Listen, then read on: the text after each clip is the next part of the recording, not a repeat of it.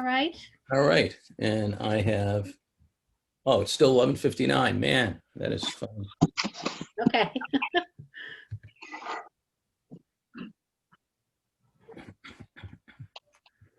I have an inexpensive watch I got for swimming, and that time's a minute different than the iPhone. All right. Hi, everybody. It's Leo Sarkissian with you, and Carrie Mahoney's also with me, and a couple other, actually, the team are here. Just pleasure to be with you today, and hope you all had a great couple of weeks. And the only thing about Mondays is sometimes they're holiday days, and though we did play through holidays through the summer, we decided at some point to probably skip the Mondays with his holidays. But we're going through a transition too, and I want you to know about it before I talk about this. And Kerry, feel free to jump in. We're going to go through a transition where we'll continue, the history of webinars. We have the longer webinars throughout the month that Kerry's been overseeing and coordinating, but we're going to shift the weekly webinars a bit. And I'm going to try to have themes for each week. I'm not going to try. My goal will be to have themes. Obviously, the themes won't stick if something comes up. And every week there'll be something about government affairs, okay? But most of the time, we'll try to keep most of that period dedicated to what that week's about. And we'll be publishing, we're actually just making final decisions, but examples would be like week 1 would be state and federal government affairs and a more of a deep dive. Week 2 might be a resource week, or might be week 3, Carrie. I know we're still thinking this through, where we try to do resources and problem solving, and Carrie would be joining me on that week, whichever week it ends up on. We're going to stick with the inclusion theme and the whole issue of connectedness. So that's going to be one of the weeks as a rule. And so we're just trying to line things up, and possibly the service system would be another one, combined with technology and evolving change in the service system. So we're kicking it around. We want to have 4 different types of topics, but again, each of the weeks will probably have something on government affairs, and then at least once a month, Maura Sullivan, possibly with Ellen Taverna, will do something on government affairs or legislation and anything in that realm. But beyond that, we'll be doing a couple of webinars, a minimum a month, and as well as the Widening the Circle theme group will be doing some webinars, and they have some scheduled in the next several weeks, by the way. Starting Wednesday, there'll be a webinar that is on our website. You can access, it's on our Facebook site. And that's Wednesday. It's a virtual conference for 2 hours. And then the 4 weeks after, there'll be the topics they bring up at the virtual conference will be covered on those following 4 weeks. So we're really excited about, we're trying to adjust and also stay current with you while adjusting. So any feedback's welcome to Carrie Mahoney at arcmass.org, Mahoney at arcmass.org is her email, and you can always reach me if you can spell it, Sarkissian at arcmass.org as well. So feel free to provide your feedback. And really, again, pleasure to be with you today. And I just also want to share with you one other happening today. That I went to my first public event today in a long time. I probably was at another one, and I don't mean I have been to a funeral and things like that, but maybe once or twice in the whole 7 months. But today was the unveiling of the new name for Lifelinks class, one of our chapters, and it's going to be Encompass Human Services, but with an IN, not EN, and it's something you can learn about by checking in with them if you'd like to, especially if you're from that region. But it's an exciting day for them, a brand new name, and they obviously had to wait. They had merged as organizations, and the COVID-19 pandemic, required that they wait before they could go further with what would be the new name. So I want to congratulate them. I want to also congratulate them for punting during so many months, and not worrying about the name for so many months and doing the right thing and focusing on the crisis. So my hat off to them, their board, and Gene Phelps and Tim Allen, the board chair. So start off with that, some celebration, and also obviously a commemoration. It's, so much is about COVID these days, and the last few weeks have been really tough. So because of, I don't know, the election, I guess, and the inability for us to have I'm not saying calmer election period, but a more, I guess, fact-based and, issues focused period. So another reason the last few weeks have been tough is, as you know, nationally, if you're watching TV, things have gotten worse. And so since I've been last with you, cases have now gone from 2,040 and 2,724 cases growth in our state to 4,000 on average per week. So in the last 2 weeks, about 8,190 people picked up COVID. What's interesting is there's fewer deaths. So I'm thinking that people like at my age and older, we're like, probably paying attention and staying out of tough situations. And it's more the young people that are getting the COVID, and they clearly, the rates of death are holding to the rates we had as things increased. So basically, when I say as things increased, as we started the cycle or the upward curve. And what I want to say about that is the upward curve, we were below 100, in terms of the number of deaths, and we were much lower in terms of the number of viruses, under 1,000 at one point. But now that it's slowly been growing, to 1,000 and 2,000 a week, down to 4,000 a week. The number of people who died, which was 187, that 2-week period. So we've had 9,452 deaths. The average deaths have not risen. Now, we'll have to wait a few more weeks, but that is a good sign, obviously, that it's not rising drastically. But let's see what happens in 4 weeks and look at the numbers in the next 1 to 4 weeks on that issue. So again, it's still we're getting to almost 10,000 deaths in Massachusetts. So it's tough. It is real for those of our friends out there who think it's not. And congregate home cases. Again, we're not getting cumulative numbers, and I'm hoping we'll get cumulative numbers. I get background to a Globe reporter last week and talked to her about the numbers across the board in both state-operated and provider-operated homes.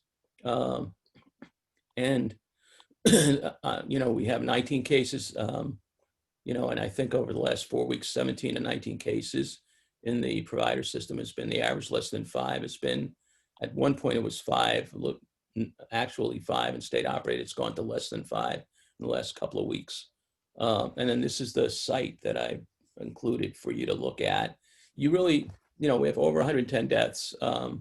If you go to that site, you can go backwards to like June 10th, might be the last day we had, last week that we had cumulative statistics, where I think on that day you'll see 85 deaths. Okay, so it's with us. We're hoping it won't get worse. So the state budget, you know what, before I tell you about the state budget, I'm gonna stop sharing for a second and take you to the internet, okay? I'm gonna reshare. And I'd like to just take a jump onto federal stage. And where are you? Oh, there it is, Mr. Chrome. There you are. Okay, so let's, that's the wrong thing I wanted to share. Can you see this stimulus page or no? Are people seeing the stimulus page? Yes, no? Yes. Yes, good. Thank you, Charlie. So basically, this is the most recent, a couple of days, it's probably a day old. Basically there was negotiations going on with the White House for the federal stimulus. So in the governor's release, they talked about somewhat under $4 billion deficit that we're facing for this fiscal year. This fiscal year ends June 30th, 2021. So our fiscal year started on July 1st. So we are, more than a third into our fiscal year. And as you may know, the budget's been a combination of some authorized spending for the year, though technically a full budget has not passed. They've been either 30 or 60-day budgets. And there's been some supplemental budgets that the legislature has passed.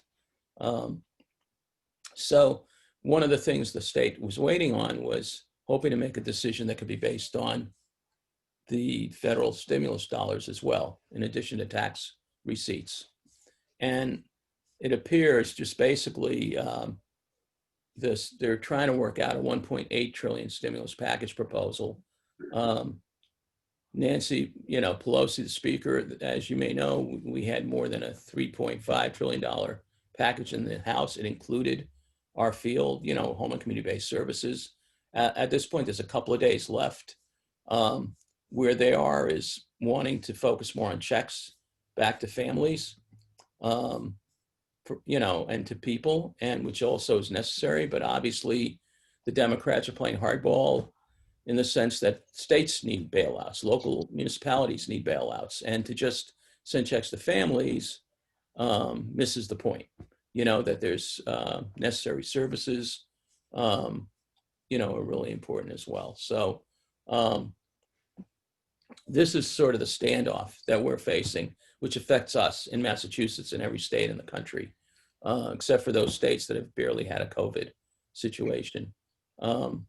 So right now, we haven't finalized our ask because we're trying to talk to another major stakeholder that represents providers in the field to try to see if we can be as close as possible in terms of what we say to the legislature. But as you know, we've been reaching out for over a month to legislators. We reached additional leadership, over 110 legislators as a team, and just really made a press, about the importance of these services and funding. And these were individual emails or individual calls, conversations. We're asking we'll be asking beyond the House to original now, because needs haven't been addressed or been limited in June, since June 30th. And how we ask is complicated, which is why we want to be on the same wavelength. A lot of why we need to ask for more is the impact of the COVID. It's changed things drastically. And the governor's budget that came out, all of it was the same as the original budget, except for day unemployment line item. And what they did, and this happens, I'm not sure how much it was discussed. I think it could have been totally administration and finance secretary doing it. They look at what the utilization is. In other words, what are agencies billing for the past 2 months? And obviously with social distancing, they're billing less than they were, and even with variations. And so they based it on utilization, and there was a 30-something million, over 10% reduction in that line item, which we can't really say, okay, that's fine. It's not fine.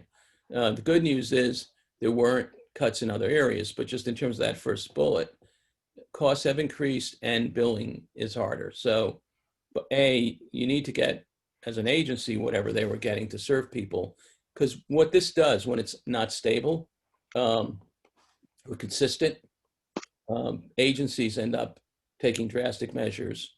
And obviously, as you already know, organizations have laid off staff. But what it does is, for people not coming to the program that might benefit from outreach visits, a personal touch, that's probably much harder to do because people cannot, take that risk, spend the money for that additional outreach, which normally they wouldn't do. And their staff, by the way, aren't trained.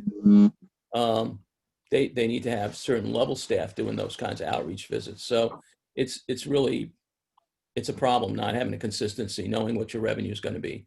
And again, a lot of our state doesn't know what their revenue is going to be. Restaurants and, you name it, stores and supermarkets. But the difference is this is a human endeavor, right? It's about serving people, and you have to have consistency. And costs have increased because of the safeguards, because of the distancing issues, because of remote support, and what we hope will become outreach visits. We're really pushing for that. I want to add something else about I'll add it at the end. The other piece is the residential rate. It was announced last week, just Tuesday, that, as you may know, we had a really, before the March and the pandemic's bursting open, we were able to get a provisional rate for the field and residential services, or the EOHHS decided to do a provisional rate that was 10% increase for residential services, which would have really helped with staff salaries by at least 7%, because we assume salaries and personnel costs are about 70% of the budgets. Now, bottom line, that's going to vary a little bit here and there because of fringe benefit costs. Agencies that pay more in fringe benefits might not be able to give as much a raise as the person next door, but that was pretty exciting. It was the biggest bump in years. Advocacy was sustained by a number of groups. And as you know, we had, pushed hard for the workforce. And that is now going to be delayed because there wasn't a final rate determined, but the rate itself isn't being adjusted, but it will not be effective till January 2021. That's not a surprise to me, obviously, because we're in the middle of COVID. But for any agency that went ahead and gave raises and said, hey, look, we're doing well in 2020, let me go ahead and start the raise now. And I'm going to start it in May because I'm going to start in April because I got this good news in February. They're going to feel a huge pinch, financial pinch, especially the larger they are, obviously the bigger the pinch, but it's relative to size. So even if you're small and you did it, you're going to feel a ridiculous pinch. So that's a concern out there. But on top of that concern was the funding of staff during the day and other expenses that have not been addressed since July. So think about it, August, September, and we're into October. So that means you may have 3 staff or 2 staff at a residence. If you have 5 people still at home, you have 3 staff working, and you're paying for those hours.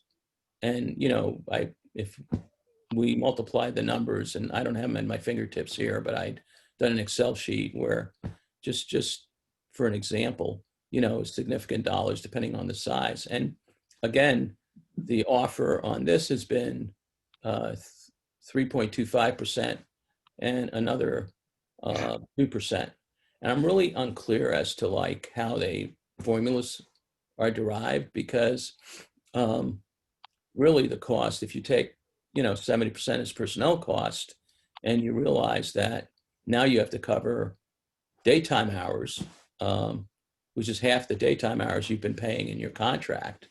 So if you multiply 70% by even say 35%, it's a lot more than, it's 10 to 20%. It's in that range minimum, and clearly over 10% cost.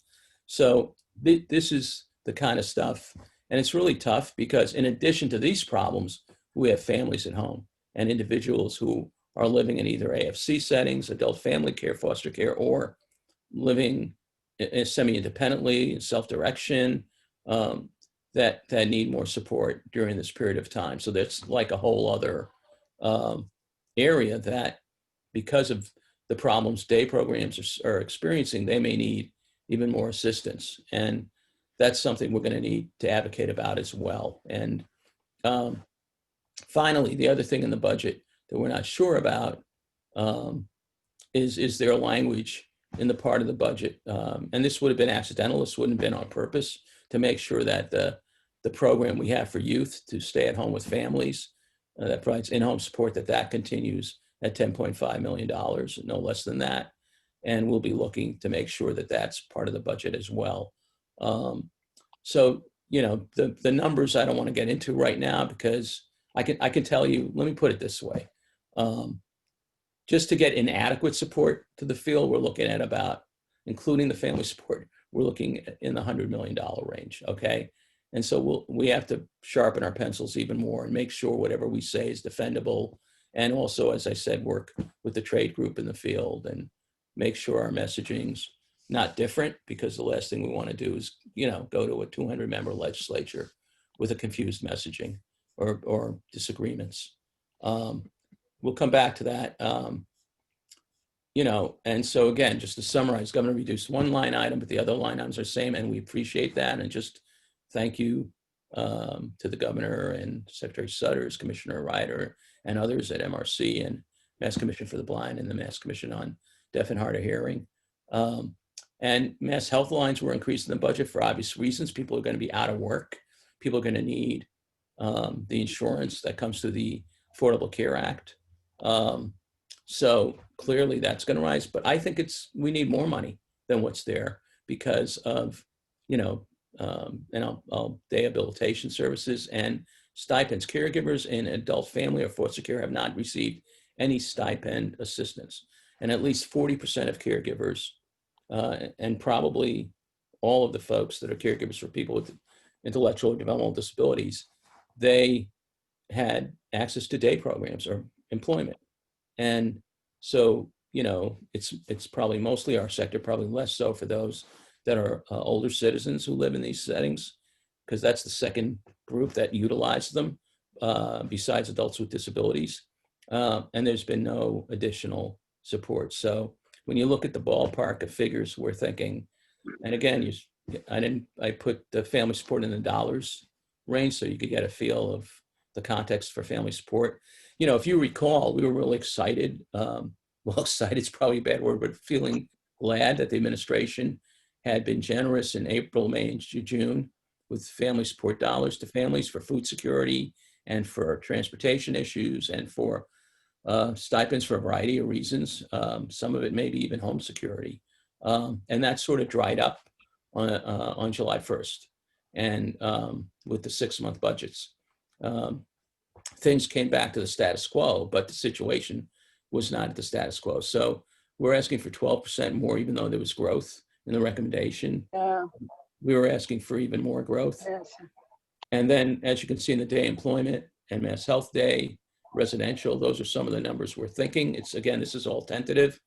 And Mass Health AFC, we're hoping for 5% more for the whole. This is based on the entire budget of those line items to have enough for caregivers. By the way, people doing shared living, that's similar to AFC, but more intense than AFC. Those folks did get some stipends through June, perhaps through July, but clearly through June. So that was a different story because they were funded through DDS. And when the residential dollars were made available, those dollars were made available too. Now, this is some complicated stuff. I'm thinking, do people have questions, Kerry, and they want to chat in, and we can go back and forth on these screens for a minute? What do you think?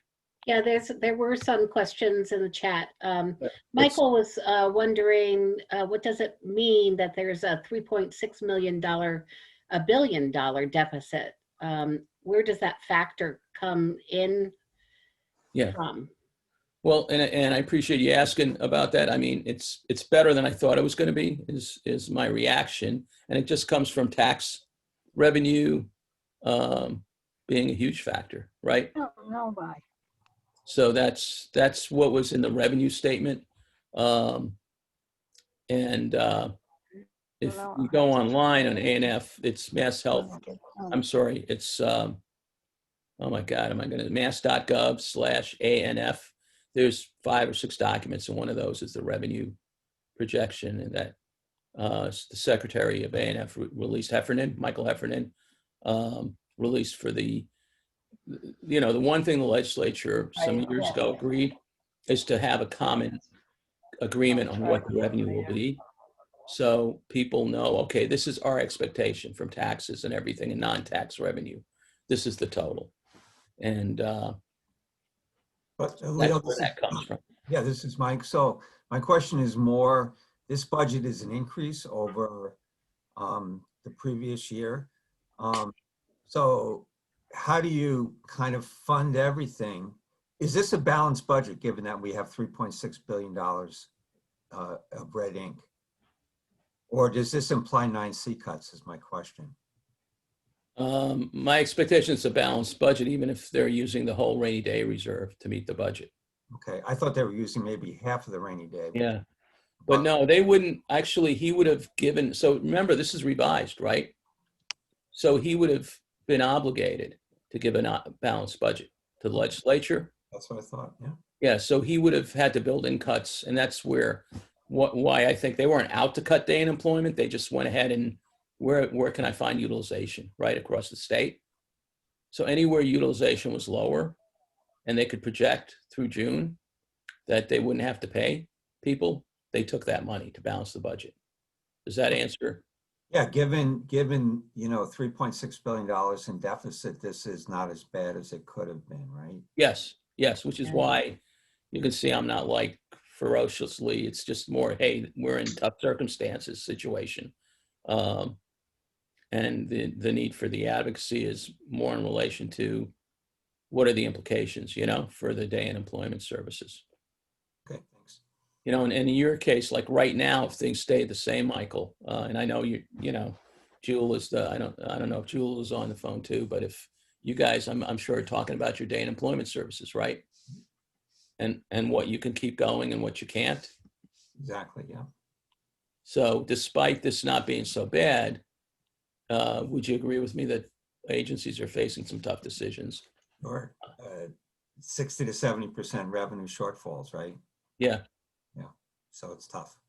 So that's a combination. Like when you hear that number, the cut in day unemployment, we're asking, and by the way, the 13%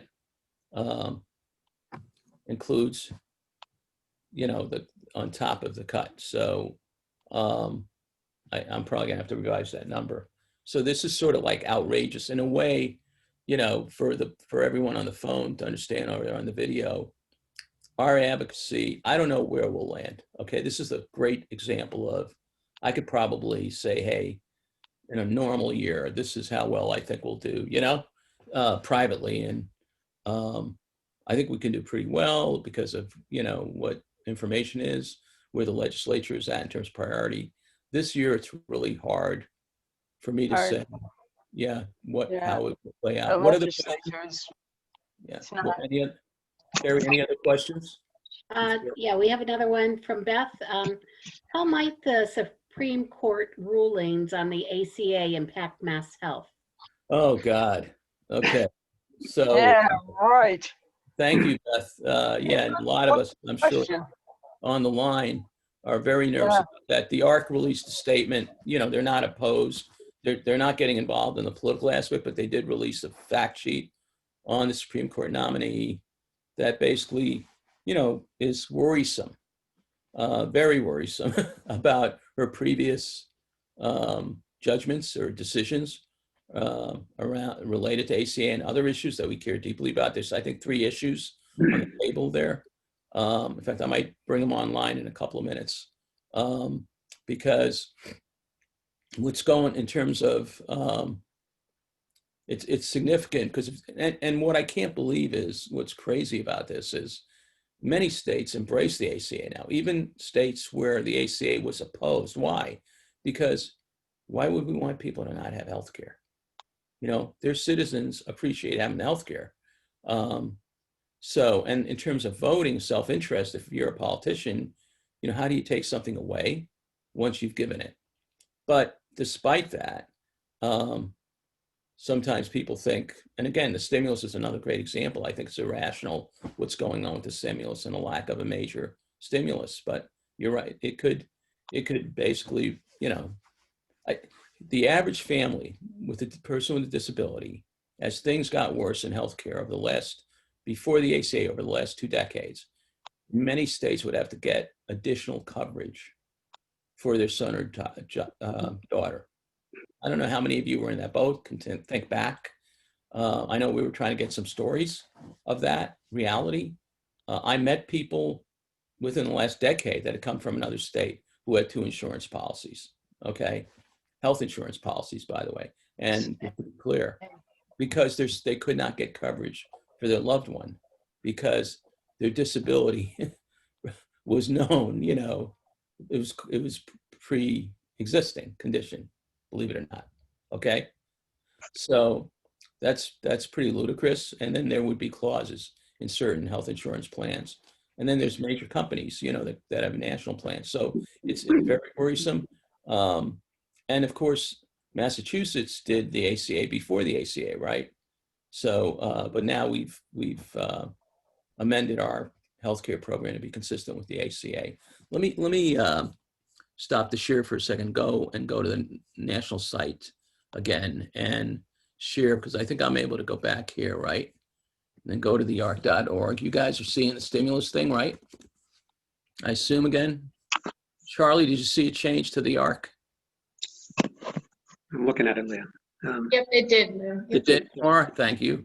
And then let's go to the press room. There you go. Your vote has power. That's a Massachusetts guy right there in the picture. You guys know him.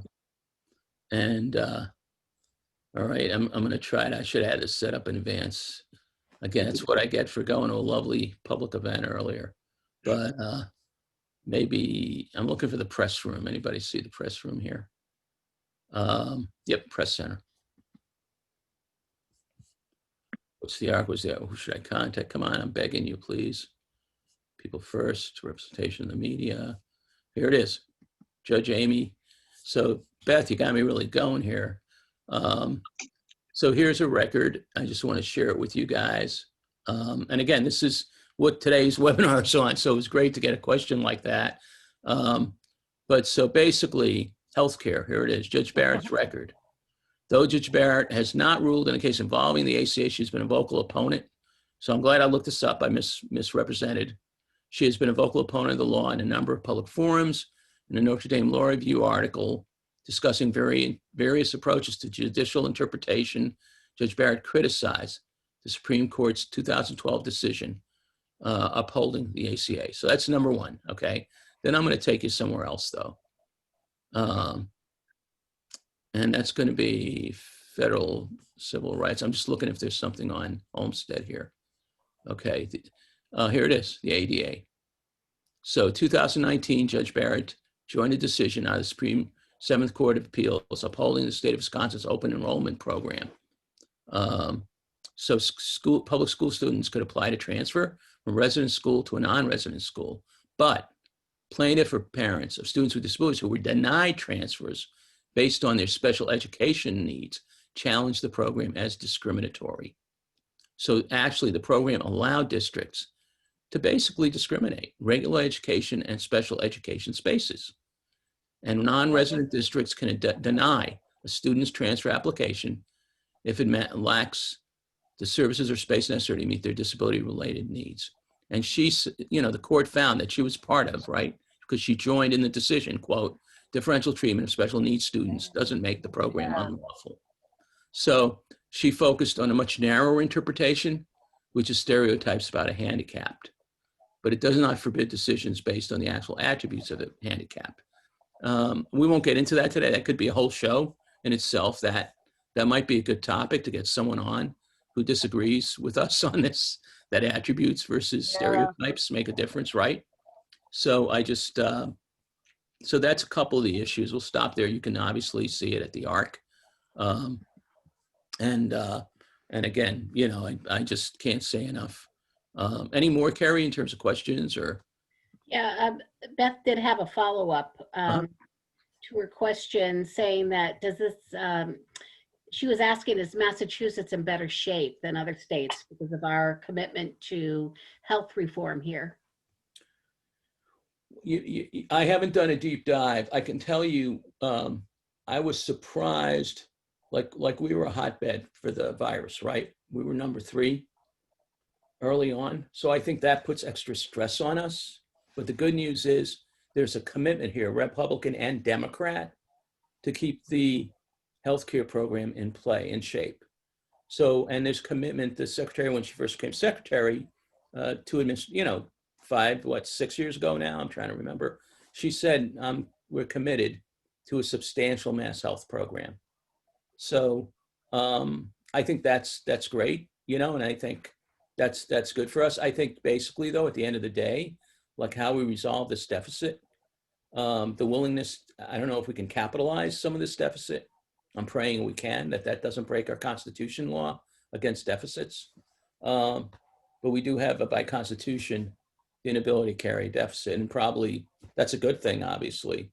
If you look at the federal government, they've reduced taxes and just increased the deficit by reducing taxes. So we don't want to be at that place, regardless of economic theories about carrying a lot of debt.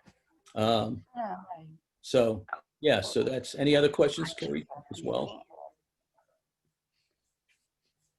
Yes. There was a mention of the special education circuit breaker Yep. potentially impacting DESI. Can you speak to that? Sure, both separately. I mean, obviously, everyone's, the circuit breaker. This is where I don't have a good handle on how much municipalities and towns have gotten COVID support from the state and the federal government through the stimulus packages.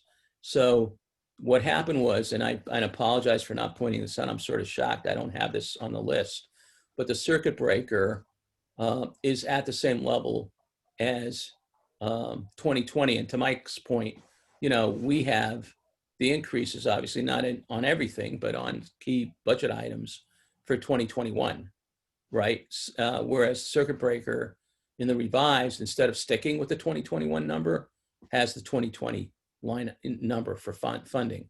So that's worrisome. And again, my hunch is that's based on utilization. I have to believe. I don't know how they decided to do that.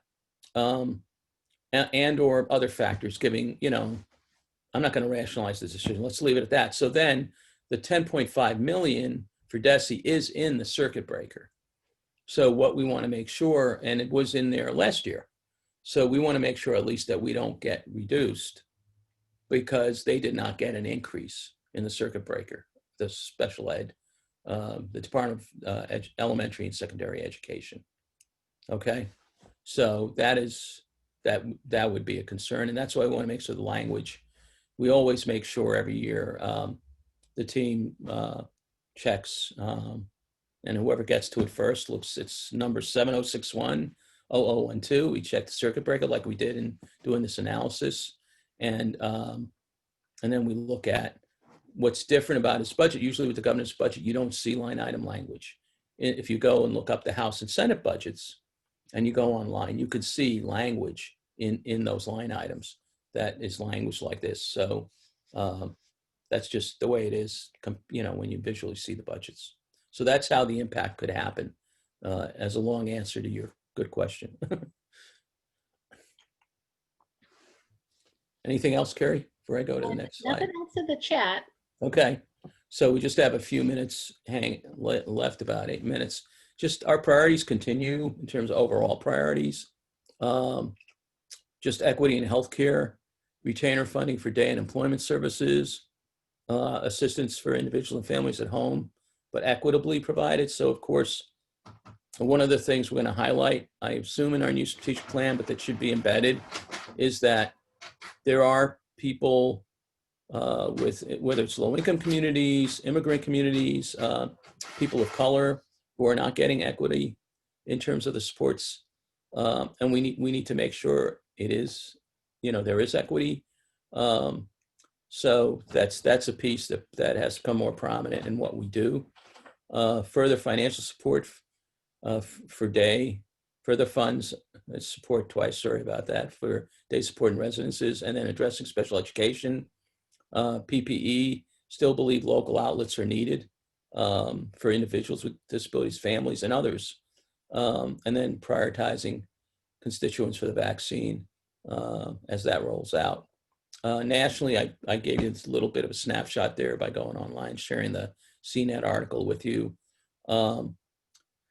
At this point, there could be stimulus. The deadline's supposed to be tomorrow that a deal is struck.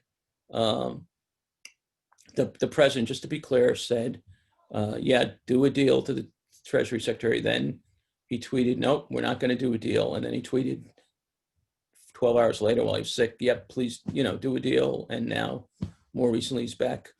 He had then said, no, there's not going to be a deal. And then now he's back. I think they're supporting a deal. So we'll see. I want to remind everybody that the head of the Federal Reserve, which is a huge piece of our economy, has been asking for a major stimulus. I mean, a big stimulus, like $3 billion for now at this point since May. So he doesn't repeat it every month. That's just me dramatizing it. So just to be clear. So the Senate's may offer a bill for checks and nothing else. And obviously checks, I don't mean to be cynical here, but checks going to people's homes. They're always good at election time. So I do think, Hello. hi, Jarrett. I do think, that's a real challenging situation and that we're facing. It's about 12:40. We have a few minutes left if people have any other questions or comments they'd like to make. And if I left out, there's a topic. No. When is the next meeting for Carrie Mahoney meeting? Carrie, would you like to share that? Good question. Yeah, tomorrow, actually at 11, Rachel Fichtenbaum from Mass Mobility will be talking about transportation during COVID. So this is all about, the regional and the state transportation and how it's being impacted and what they're trying to do. So should be a really good discussion. Can you also send me the slideshow? Yep, everybody's going to get the slideshow. No. Do you know the Thursday is happening meeting? Thursday, actually, this week is happening a little bit differently because Ellen and Kathleen Amaral are going to be doing a session on voting. So hope you can attend. The Zoom or? It's another registration, so you're going to have to go in and register for that. It's a little bit different. When's Leo's next meeting? Leo will continue on Mondays. Oh, okay. We're not going to stop that, and we're going to figure out on the holiday weeks what to do as well. And that's the Giassi, that's the thing where we're trying to give a theme for each week. Leo, can you also send me my personal email, not my school email? Okay, if we have it, Carrie can do it. You might want to type it in the chat, Jarrett. You want to type it in there? Yeah, To type Carrie? it in for me, Jared. You might not want to type it to everyone. It's up to you how you want to type it in. Yeah, and actually, I thought I had done something on the slide about the webinars, but I obviously did not. So I thought I. Carrie, are you getting it? Yep, I got it, Jared. Thank you. No, Leo, you had mentioned about the themes thing. I just wanted to make sure I understood that you were still doing your Mondays, but Yes. Thank you. Yeah, no, we felt like having at least once a week would be great, and then once a month for more. I just also want to say on the health equity, I'm really excited. Maura Sullivan took the lead working with Catherine in our office to do a grant to the WITH Foundation.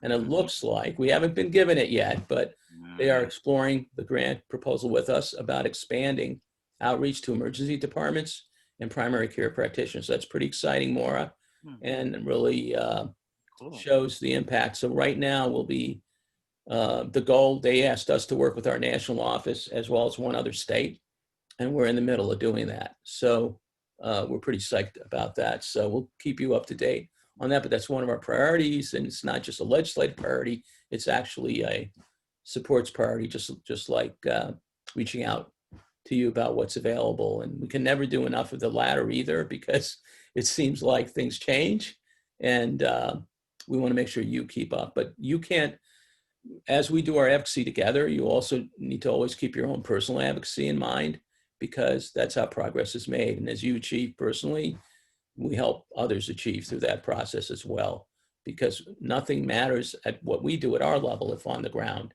change doesn't happen and people don't get the supports they need. So I want to thank everybody for being on today.